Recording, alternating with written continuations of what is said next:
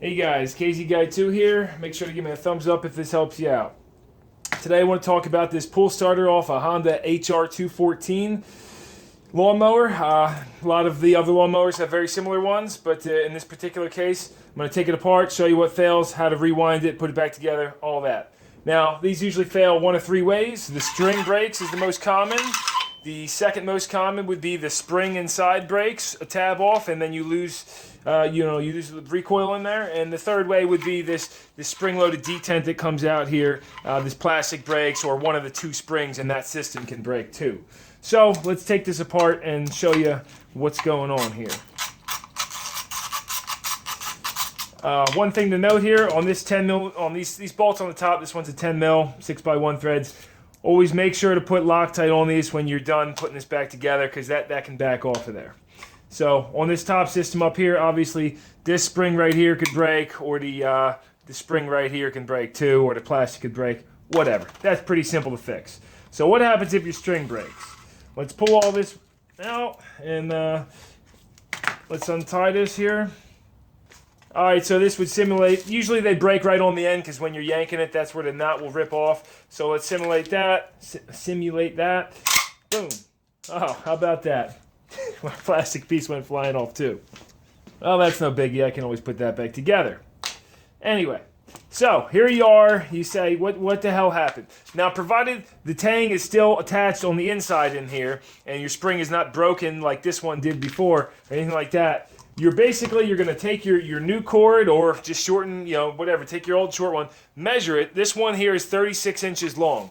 So then, you could just guesstimate this too, but the precise way to do it would be measure, see where the rope seats on here, measure that, and I'm at about 12 inches, and then so divide 36 by 12, you got 3 winds you need on this thing. Make sure on this particular one, you're going to wind this 3 turns counterclockwise. So note where your rope goes in. My rope goes in right here. Let's line that up here. Let's go 1. Now, our spring on the inside has jumped off, so that kind of sucks. So you're going to bend this tab out right here, and then you're going to lift this out of here. Now, look at that. Actually, this tab did break off again. You see that?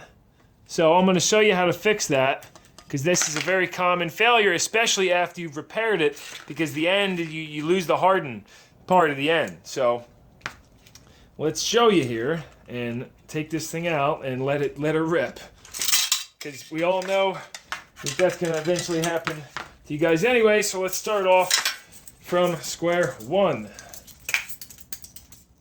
Now, it does matter which way you put this in here. So I'm going to note its orientation here. It hooks on this side right here. If you put it on the other way, your coil is not going to be winding the right way. So you do have to note that orientation. Now, as far as putting a new groove on the end here, if you just bend this with some pliers, typically they will snap. See that? Because it's spring steel and it just snaps. So you're going to have to heat that with a torch to be able to bend that. And that's the reason they will break again, because after you heat it with a torch, you lose its hardness. And alright, so now we got this torch going. We're going to heat the end of this.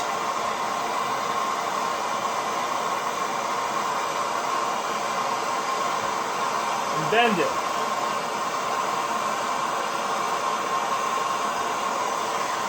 Now they've got a nice hook on the end, maybe a little bit too big, maybe not. I can always modify it. We're going to go ahead and cool this down and then put this together. Like I said, though, after you heat that, you really lose the hardness of this spring. But if you don't heat it, you can't bend it. So, all right, now we're ready for the fun part to go back together. It's a good idea to spray a little rust penetrant or lube up in this thing. Remember, we had to note our orientation. If you don't know what your orientation is for this spring, you're going to have to figure that out, because I can't tell you exactly how, honestly. But so on this particular one, you're going to hook it there and then just start winding this around, making sure that it doesn't jump out. It's a great idea to wear safety glasses, by the way, because if this thing jumps out and hits you in the eye, it's going to be bad news.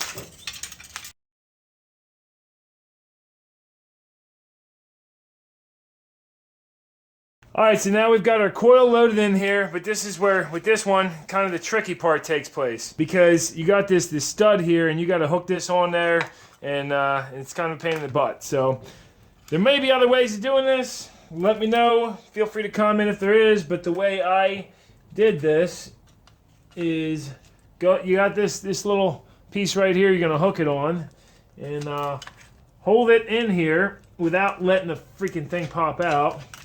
I'm going to laugh if it pops out on me this time. And go ahead and hook it on here. So, alright, I got it hooked on there. Now, go ahead and get a good little wind more on it so it kind of hooks on there and doesn't fall off. And then get it on your stud here.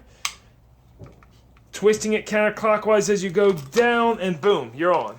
Alright, so now we're hooked back on. We got neutral tension, and like I said, this rope is 36 inches, so I'm going to wind this thing 3 turns.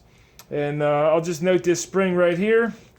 We'll go 3 turns counterclockwise, because remember, this thing's going to pull out this way, so it's got to wind back clockwise. So you got to turn it counterclockwise. 3, and then go at least another half turn. Don't go too much though, because then you risk having problems. Now, at this point, you don't need it, but it's obviously you got to line your hole up where this string is going to come through. Mine's coming through right here. This, you can throw one of these on here. You don't have to, whatever. That holds it in place. You could do without it if you're on the job site. Just make sure not to let go of that sucker. And you're going to take your string, feed it through this hole, poking through on the other side. You can grab this, tie 1, preferably 2 knots in the end of this. Go ahead and pull your knot through in there, and let this thing pull back through. Make sure to push this back down. Let this pull back through, and boom, we're good there. Now we just have to reassemble this piece right here. This kind of went flying, so I don't really remember how it went. Make sure to line this up with this little tab right on here. Snap that in. Take your screw, dab a little bit of thread lock on there, blue or red, whatever you got. Apparently mine. Whoa! Well, that sucks. Oh well, we know that ain't coming off of there anytime soon. And by the way, if you ever do have to take everybody thinks it's permanent. If you ever have to take red Loctite off, just heat this back of this screw up a little bit with a torch. Doesn't have to be much, and it really breaks that stuff down. Any kind of thermal heat really takes the red Loctite off. So anyway, snug that down nice and good. Some of them you can't tighten them all the way down, and yeah, you're done. So we can see our detents coming out of there and pulling all the way out. So anyway, that's how you take one of these apart and put it back together, fix the spring, and yeah, I hope you guys learned a little bit out of that. And again, please give me a thumbs up, maybe subscribe if you like it. I try to only put quality info on here and not waste people's time. So, you know, anyway, KZ Guy 2, over out, and thank you for watching.